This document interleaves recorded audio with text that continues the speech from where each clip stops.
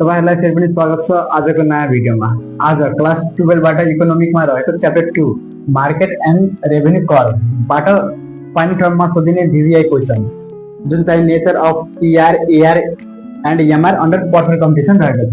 यसमा चाहिँ हामीलाई टेबल र ग्राफ सँगै डेफिनिसन लगायत हामीलाई इन्डिकेट गर्नुपर्ने हुन्छ अनि 5 मार्क भेट्छ। यो क्वेशन चाहिँ 5 मार्कमा सोधिने क्वेशन रहेको छ। यसमा चाहिँ हामीलाई प्राइस र क्वान्टिटी दिएको हुन्छ र हामीलाई भनेको हुन्छ क्वेशनले find out the TR AR र एमआर। हामीलाई प्राइस र क्वान्टिटी गिभन हुन्छ र यो तीनटा निकाल्नु पर्ने हुन्छ। अनि कसरी निकाल्ने एकदम सजिलो तरिकाले म चाहिँ तपाईहरुले सिकाउने जाँदैछु कसरी निकाल्ने र कुन तरिकाले निकाल्ने। यो फाइन्ड गर्नुभन्दा अगाडि हामी बुझौँ पर्सेन्ट कम्पिटिसन। पर्सेन्ट कम्पिटिसनमा जहिले पनि प्राइस चाहिँ कन्स्ट्यान्ट हुन्छ। यो कुरा चाहिँ ध्यानमा राख्नु होला।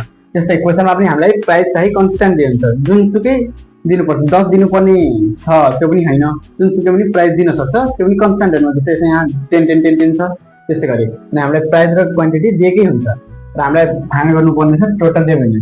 टोटल रेभेन्यूको फर्मुला चाहिँ P into Q, price into quantity. Price into quantity रहेको छ।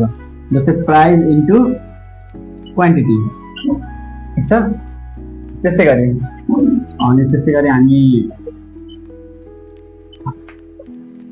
10 into 3 of price into quantity, price into quantity। यो फर्मुला P इन्टु Q गरेर चाहिँ हामी टोटल रेभेन्यू निकाल्न सक्छौँ। टोटल रेभेन्यू हाम्रो 0 10 20 30 40 50 आएको छ। निकाल्नको लागि हाम्रो टोटल रेभेन्यू बाइ क्वान्टिटी चाहिँ फर्मुला रहेछ। टोटल रेभेन्यू हाम्रो 0 छ, 0 डिवाइडेड क्वान्टिटी चाहिँ 0 छ, 0 डिवाइडेड 0 ड्याश। त्यस्तै गरी टोटल रेभेन्यू हाम्रो 10 छ डिवाइडेड 1 10। त्यस्तै छ हाम्रो 20 डिवाइडेड 2 10। त्यस्तै अब 30 डिवाइडेड 3 10, 40 डिवाइडेड 4 10 अनि 50 डिवाइडेड 5 10। यसरी गरेर हामी चाहिँ यो फर्मुला लगाएर चाहिँ हामी एभरेज रेभेन्यू पनि निकाल्न सक्छौँ। यहाँ एउटा कुरा चाहिँ ख्याल गर्नुहुन्छ, यो एभरेज रेभेन्यूको पनि प्राइस चाहिँ कन्स्ट्यान्ट छ, ठीक छ। अनि हामीलाई अब मार्जिन रेभेन्यू लास्टमा चाहिँ मार्जिन रेभेन्यू निकाल्नु पर्ने हुन्छ। मार्जिनल रेभेन्यू निकाल्नको लागि हाम्रो चाहिँ फर्मुला रहेछ TR2 माइनस TR1। सर्टकटमा चाहिँ यसरी बुझ्नु, TR भन्नाले total revenue 2 minus total revenue. Total revenue 2 यो हाम्रो भयो टोटल रेभेन्यू 2 र माथि त केही छैन, यो हाम्रो टोटल रेभेन्यू 1 भयो, TR1 भयो। हाम्रो माथि केही छैन भनेपछि 0 बाट माइनस हाम्रो केही छैन भनेर चाहिँ हामी 0 बुझ्छौँ। केही नहुँदा हामीले 0 बुझ्छौँ। 0 माइनस 0 कति हुन्छ ड्याश, केही पनि हुँदैन। त्यस्तै अब यो हाम्रो चाहिँ TR1 भइहाल्यो अनि यो चाहिँ TR2 भइहाल्यो। हाम्रो TR2 के छ 10 छ र माइनस TR1 कति छ 0 छ, कति भयो 10। त्यस्तै गरी अब हामी यसलाई 10 लाई TR1 बुझौँ र 20 लाई TR2 बुझौँ। जसरी तल झर्दै जान्छ त्यसलाई हामी TR2 बुझ्ने र माथिकोलाई TR1 बुझ्ने, यसलाई न्यू बुझ्ने र यसलाई प्रिभियस बुझ्ने। त्यस्तै अब TR2 चाहिँ हाम्रो 20 माइनस 10 कति भयो त 10। त्यस्तै गरी TR2 यो भइहाल्यो 30 माइनस TR1 यो भइहाल्यो 20 कति भयो 10। त्यस्तै गरी हाम्रो TR2 यो भइहाल्यो 40 माइनस TR1 यो भइहाल्यो 10। अब त्यस्तै गरी हाम्रो TR2 50 भइहाल्यो माइनस TR1 40 भइहाल्यो 10। यसरी गरेर चाहिँ हामी मार्जिनल रेभेन्यू निकाल्न सक्छौँ। अब यहाँ एउटा कुरा चाहिँ ख्याल गर्ने छ, एभरेज रेभेन्यू र मार्जिनल रेभेन्यूको प्राइस चाहिँ कन्स्ट्यान्ट छ हो।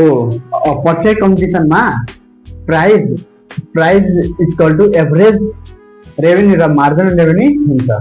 किनभने प्राइस चाहिँ कन्स्ट्यान्ट, एभरेज रेभेन्यूको पनि कन्स्ट्यान्ट र टोटल मार्जिनल रेभेन्यूको पनि कन्स्ट्यान्ट,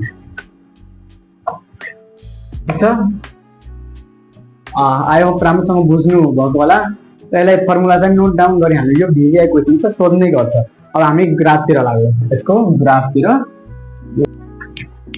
अब हामी चाहिँ यसको ग्राफतिर लाग्यौँ। यहाँ मैले चाहिँ इन्डिकेट गर्दैछु पछाडि चाहिँ क्वान्टिटी र TR एआर र एमआर। हामी टेबल सल्भ गरिसकेपछि हामीलाई चाहिँ ग्राफमा चाहिँ यो TR एआर र एमआर चाहिँ देखाउनु पर्ने हुन्छ। अनि हामी चाहिँ y एक्सिस र x एक्सिसमा चाहिँ यसलाई के भन्छ नाप्ने गर्छु एक्स एक्सिसमा चाहिँ क्वान्टिटीलाई र वाइ एक्सिसमा चाहिँ रेभेन्यूलाई हाम्रो क्वान्टिटी चाहिँ 0 देखि यो चाहिँ ओरिजिन 0 देखि 5 सम्म र रेभेन्यू चाहिँ 10 देखि 50 सम्म। अब हामीहरू क्वान्टिटी 0 हुँदा टीआर 0, क्वान्टिटी 0 हुँदा टीआर चाहिँ 0, ठीक छ, टीआर चाहिँ 0। क्वान्टिटी 1 हुँदा टीआर 10, 1 हुँदा टीआर 10, ठीक छ। क्वान्टिटी 2 हुँदा टीआर 20, क्वान्टिटी 2 हुँदा टीआर 20, ठीक छ। क्वान्टिटी 3 हुँदा टीआर 30, क्वान्टिटी चाहिँ 3 हुँदा टीआर 30, टीआर चाहिँ 30, ठीक छ। क्वान्टिटी 4 हुँदा टीआर चाहिँ हाम्रो 40, क्वान्टिटी चाहिँ 4 हुँदा टीआर चाहिँ हाम्रो 40, क्वान्टिटी 4 हुँदा टीआर 40 हुने गर्छ। र क्वान्टिटी 5 हुँदा हाम्रो टीआर चाहिँ 50 भयो, क्वान्टिटी 5 हुँदा टीआर 50 भयो, ठीक छ। क्वान्टिटी 5 हुँदा टीआर 50 भयो। यसलाई चाहिँ हामी जोड्ने गरौँ। यो चाहिँ हाम्रो भइहाल्यो टीआर को, के भइहाल्यो हामी त्यो टीआर को, ठीक छ। अब हामीलाई एआर निकाल्नु पर्ने छ।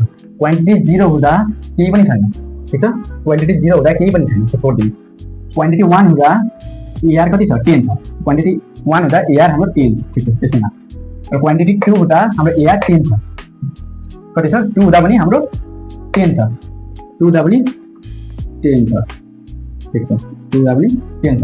क्वान्टिटी 3 हुँदा पनि हाम्रो एआर 10 छ, क्वान्टिटी 3 हुँदा पनि हाम्रो एआर 10 छ, ठीक छ, 10 छ। क्वान्टिटी 4 हुँदा पनि हाम्रो एआर 10 छ, ठीक छ। क्वान्टिटी 5 हुँदा पनि हाम्रो एआर 10 छ, ठीक छ। यो लाइन चाहिँ हाम्रो के को भयो भने चाहिँ एआर को, ठीक छ, एआर को भयो। अब त्यसै हामी एमआर निकालौँ। क्वान्टिटी 0 हुँदा एमआर केही पनि छैन, छोड्दिने। क्वान्टिटी 1 हुँदा एमआर पनि 10, क्वान्टिटी 1 हुँदा एमआर 10, ठीक छ। क्वान्टिटी 3 हुँदा क्वान्टिटी 2 हुँदा एमआर चाहिँ फेरि 10, ठीक छ, छँदैछ। क्वान्टिटी 3 हुँदा पनि 10, 4 हुँदा पनि 10, 5 हुँदा पनि 10 भनेपछि एआर र एमआर चाहिँ के छ 10 छ, कन्स्ट्यान्ट छ, बराबर छ। त एआर इक्वल टु एमआर बराबर छ, किनभने दुईटैको प्राइस चाहिँ के छ सेम छ, त्यही कारणले एआर इक्वल टु एमआर दुईटैको लाइन चाहिँ एउटै भयो, दुवैको लाइन एउटै भयो, ठीक छ। यही हाम्रो के भन्छ, यही हाम्रो टेबल छ। टेबल चाहिँ हाम्रो यस्तो हुने गर्छ र यही हाम्रो ग्राफ छ। यसैले हामी सल्भ गरेर हामी 5 मार्क ल्याउन सक्छौँ। यति मात्र होइन, यो टेबललाई सल्भ गरेर टेबलको पनि एक्सप्लेन गर्ने र ग्राफलाई पनि सल्भ गरेर यसलाई पनि एक्सप्लेन गरेपछि मात्र हामीलाई 5 मार्क पाइन्छ। और टेबल चाहिँ बुझिसक्नुभयो कसरी सल्भ गर्ने र ग्राफ पनि कसरी बनाउने बुझिसक्नुभयो।